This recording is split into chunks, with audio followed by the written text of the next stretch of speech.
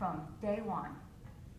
Because, as I've said, as some of you have heard me say, if she doesn't know you're an expert, if she doesn't sense that she's safe there with you, she will bolt, and she should, okay? So that's an important job that we have, to create that space for her and to help her create that space in her marriage.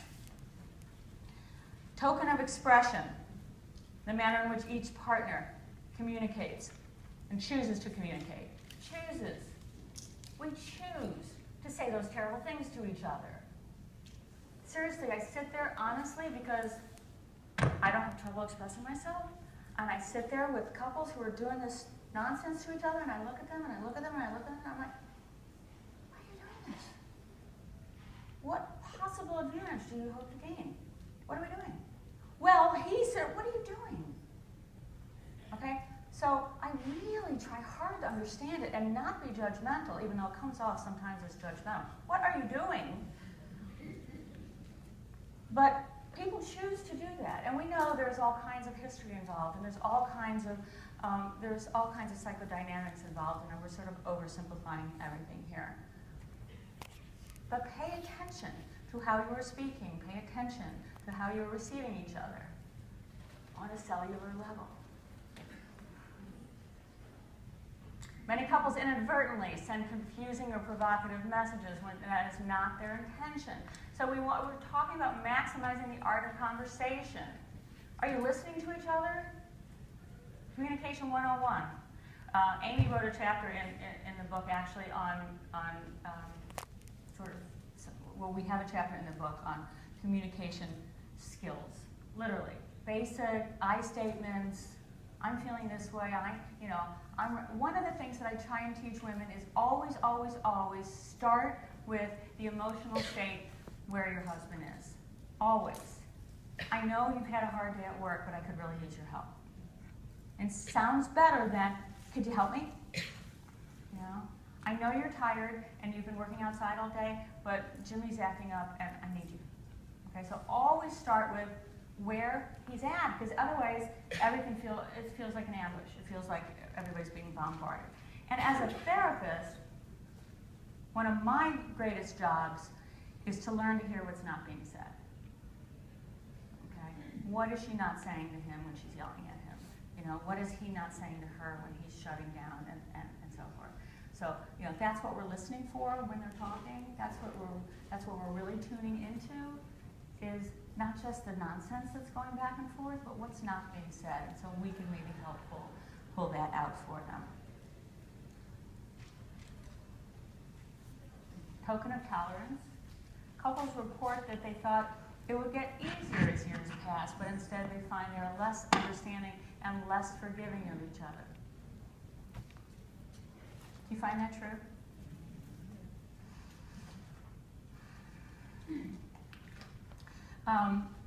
When there's a lot of emotional residue, that's partly what's happening here, and it's just plain easier to be cranky than it is to be tolerant.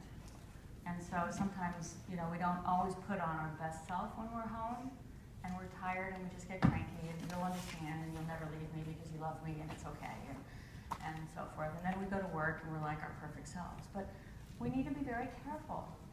We need to be very careful. There's a lot at stake in a relationship, because if you do that too much, then nobody's needs are getting met. The inability to accept things on a small scale can lead to larger disappointments, which can lead to resentments that are forever engraved. Neuroplasticity. So I throw that in. But that sounds smart. That's what it means. That's what it means, We have these neural pathways, and we sort of default to them. It's just easier. Okay, just do it. Just go away. All right, leave me alone, or help me, or whatever. But we need to be kind, even when we're vulnerable, even when we're sick, and even when we're sad and scared. Token of loyalty, a pledge to the relationship and to learning skills which transform all good intentions into meaningful and lasting connections. Just a nice way of saying, to do what I'm saying.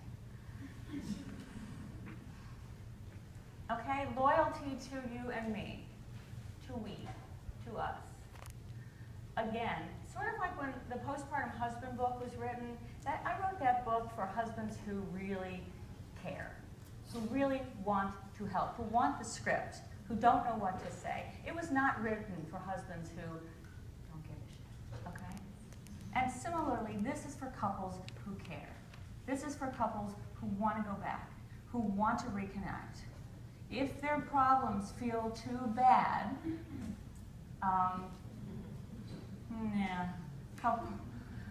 couples who focus on taking in the good and maximizing the well-being of the partners are best at developing trust and loyalty in the relationship. It's really, really true. Couples who feel too bad may not be ready to do this work, okay? Couples who are not invested in doing this work will not gain any benefits from doing it. However, it feels important for me to say that just because you're angry, or just because you're resentful, or just because you feel like you hate your partner, that doesn't mean that's incompatible with doing this work. Do you understand the difference? Strong emotional responses are all part of this recovery period. Intense anger can result from any number of intimate experiences that do not necessarily signal trouble. The capacity to forgive is often viewed as one of the most important factors contributing to marital durability, commitment, and satisfaction.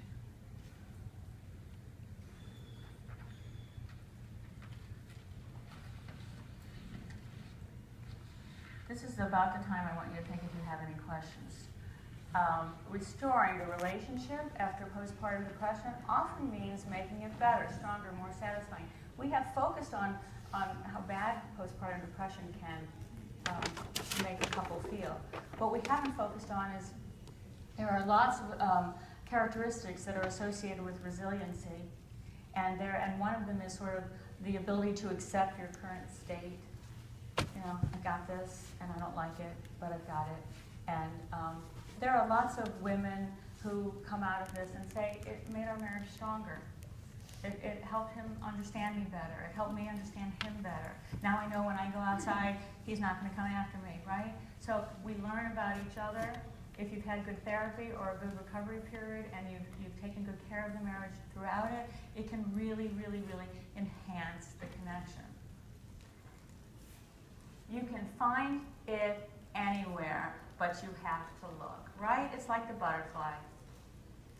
If you've read Therapy in the Postpartum Woman, it's like the butterfly. There are good things out there in your relationship, but you have to find it. You have to look for it. Look, honey, look, there's a heart in our strawberry bowl. Isn't that fun? You have to just find it, because it's all there. Or, if it's not, you make it. You create it. You put it there. I love you. I thank you for being there for me. This is awesome. You get extra credit if you do this.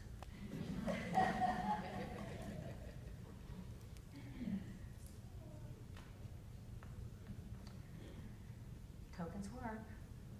They totally work. So what I want to say to you in concluding this is whether you're couples, whether those of you here are, have been through depression and are dealing with this on a very personal level, or whether you're a healthcare provider who's doing this work, I want to just say to both of you that you need to identify not just what's going on with you, but what's going on with your partner and what your partner needs. And remember that it will increase the likelihood that you will feel better if you better understand what your partner needs.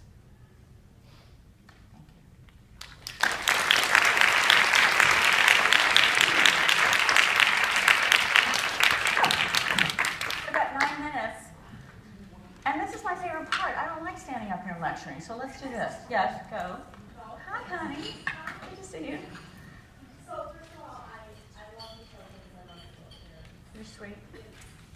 It's such an important part of his work because I think everybody here knows.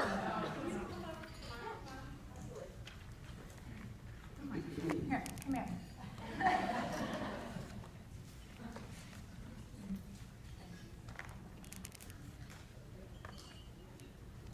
Okay.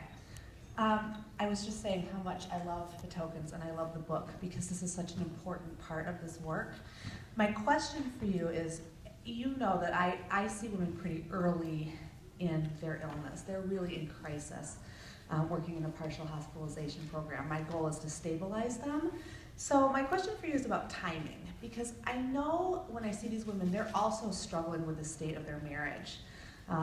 They're in crisis, the marriage is in crisis, and so what are your thoughts about timing for Yeah, that's a very this? good question. What we presented here today is really sort of post-recovery, you know, sort of later in recovery, and when both, especially mom, has the resources and resilience to do this work. Prior to that, when somebody's in crisis, the intervention is just sort of a teeny bit of that. It's just, again, are we paying attention to it? Are we paying attention? Are we, as a clinician, paying attention to it? And some psycho-ed is relevant. You know, your marriage is important here. Are you guys are you okay? You know, and to just increase their awareness that they have things to offer each other during this crisis, if they do, and if they don't, you know, what do we need to do to supplement that or take care of it? Do we need to pull dad out and, you know, see him individually or whatever? But certainly they're not going to be doing, you know, we're not going to be talking about compromising and collaborating.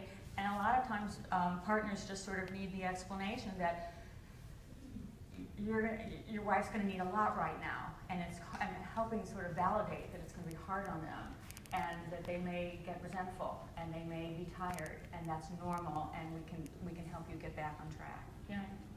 You know, my fear is if I offered this to a woman too early, if she's not ready for it, that it's going to create more guilt, and it's going to create more on her totally agree. We're list talking of about things to symptom do. relief at your point.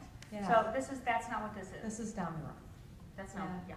Okay. Yeah, symptom relief, you know, putting the fire out, getting her to sleep and eat and take care of herself. And again, recognizing that he's part of that is about as much as you should be doing right now. Great. Thank you.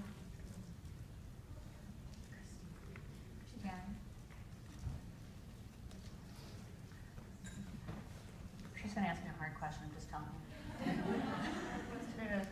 I already don't know the answer. I'm not going to ask a hard No. question, but what I am curious about, in the work I've been doing, I've been interestingly working with a lot of couples and moving into this part of the phase, but also sort of bridging the symptom reduction and then moving into the recovery. So, but the question I have is, what about if truly the man in the relationship, and I'm saying relationship, not marriage, because that's more true in many of the couples I work with, that they're not married, but they're committed, and it's a distinction that I think is important.